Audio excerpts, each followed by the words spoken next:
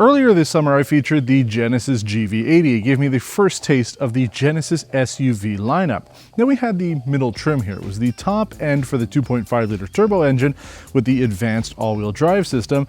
This one being the Prestige all-wheel drive with the 3.5 turbo engine. Now, if you want to know absolutely everything there is to know about the Genesis GV80, I suggest taking a look at the video that we did previously or take a look at the G90 that we did, because this is very similar in a lot of ways. Today we're going to be talking about what makes this different over the advanced and also how the engine compares. So first up is pricing. $85,000 Canadian for this, $71,000 in the US. They're configured differently here in Canada. Essentially what we get here is fully loaded. There's no options or packages. The paint is included as well. And this is Uyuni white paint with the chestnut brown and smoky green interior. It looks fantastic, and this might be the first and only time that I have truly loved a white car.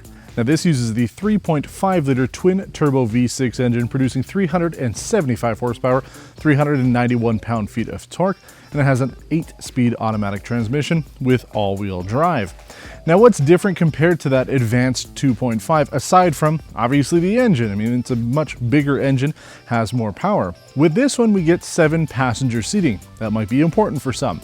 We also have the electronic control suspension with road preview, 22-inch aluminum alloy rims, which I think look fantastic, genuine wood trim on the inside, and a 21-speaker Lexicon audio system.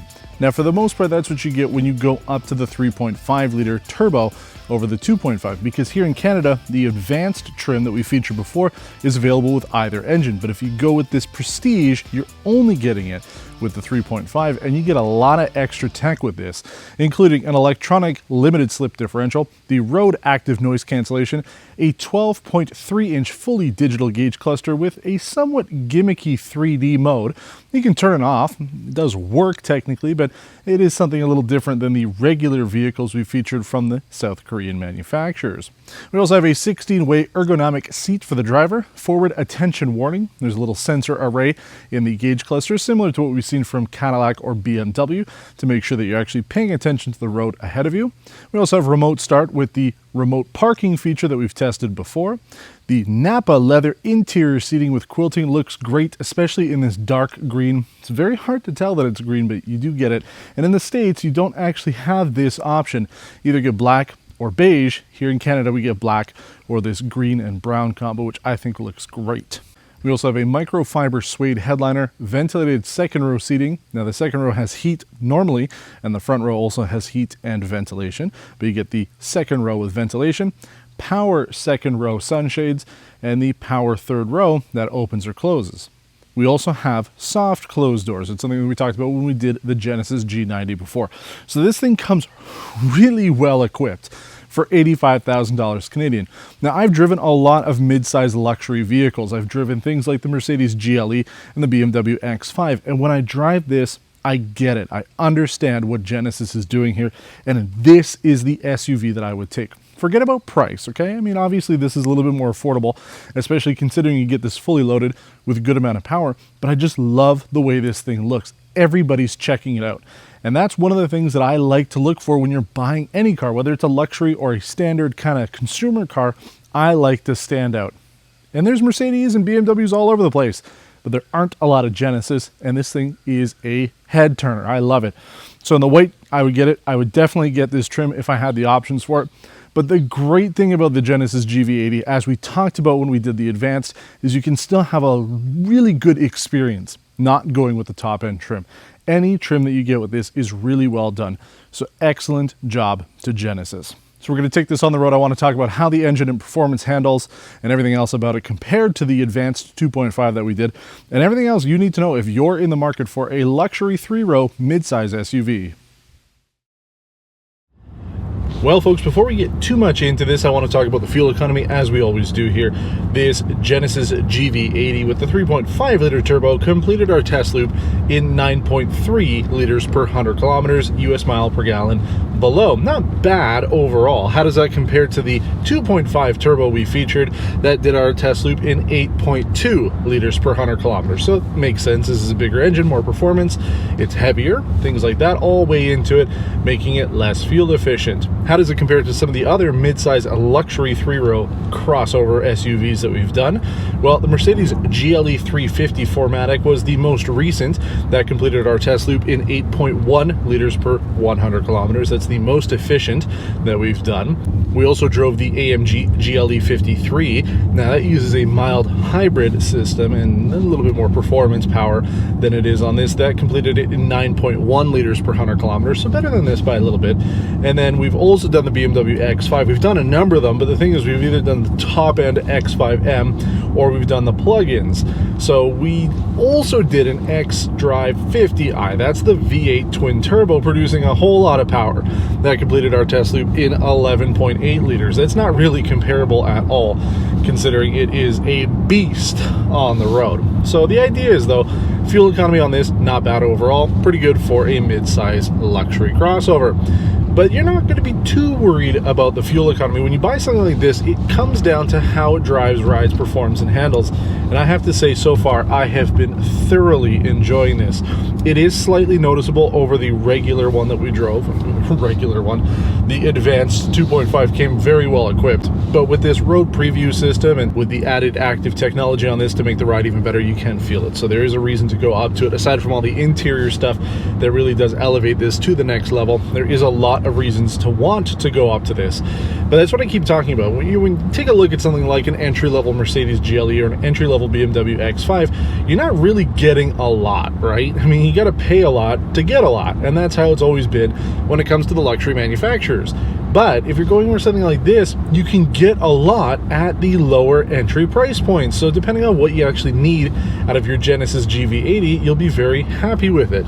Like I said, this thing is fantastic. It's $85,000 Canadian, so it's pretty pricey when you compare it to other vehicles that aren't in this segment. But when you compare it to the Mercedes GLE and the BMW X5, it looks super good.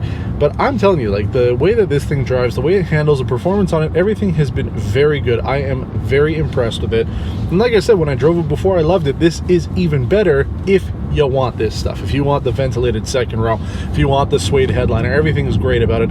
I do like it, and the performance is good too.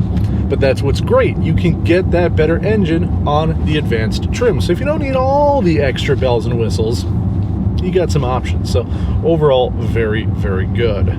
One of the enhanced safety technology features on this, which you can disable, thankfully, is the forward attention alert. We talked about it outside a little bit. It uses sensors in the gauge cluster, much like we've seen on some other luxury vehicles, to make sure you're paying attention to the road.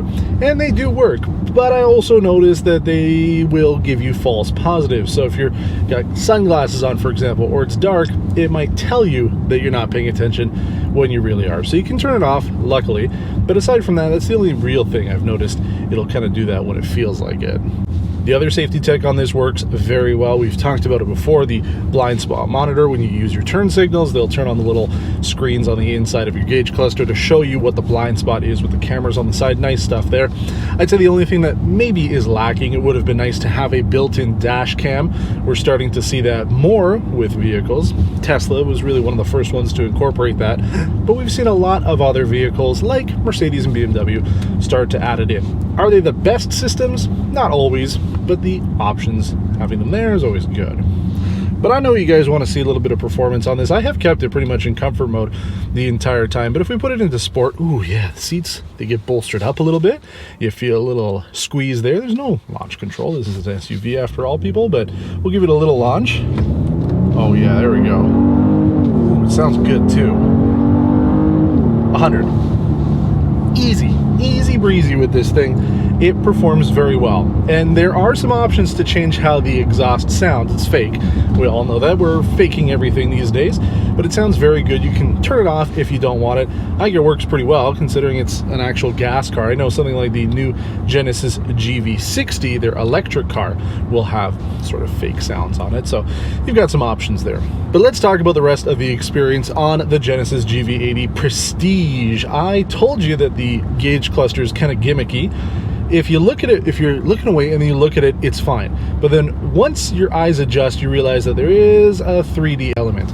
Now, I don't know if you can see it on the camera. I don't have a 3D camera, and you're not watching this in 3D, but you can tell. For example, your typical information that goes in the middle, that's more or less on the top level. It does look a little bit more closer to you than it is everything else. And then the way that the gauge pods are designed, the tachometer and speedometer, they are slightly different. There's different elements to it that are raised and lowered, so it looks kind of cool. Is it perfect?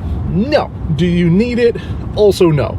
But I think it's a nice little touch if you want it. Like I said, you just disable it in the cluster system if you don't like it. Same thing with the head-up display. You can turn that off pretty easily. The head-up display works very well.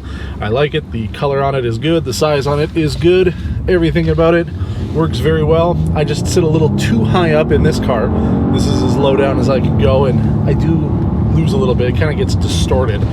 So something to note there, if you're a taller person, I'm 6 foot tall, and I always say add a couple inches on because I'm also a bigger guy. But I gotta say that the thing handles, performs, drives beautifully. Oh, buddy, I like this thing. I really do. You know, Genesis is definitely the brand to be watching, and I keep saying that if you're looking for luxury without having to refinance your entire house, then this might be the way to go.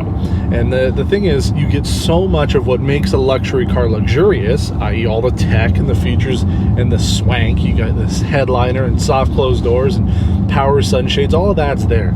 You don't necessarily have to pay for that brand snobbery. And I have to say that I love the look on this. I mentioned it outside. It's one of the few times I would ever buy a car painted in white, and I have to say it just looks so good. Genesis has a couple of different color options too, so you can kind of pick the color that you want, but I'm very impressed with the color on this, and I really do like this car.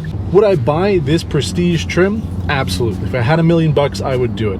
But the thing is, and I said it before and I'll say it again, every single trim in the Genesis GV80 lineup, and I imagine the rest of their cars too, we usually feature the top end ones, but there's so much good at each trim that you don't have to worry about buying the smaller engine or the lower package. You're still getting an excellent experience. Whereas when you buy something like the Mercedes GLE, people are going to wonder, why couldn't you afford the GLE 450?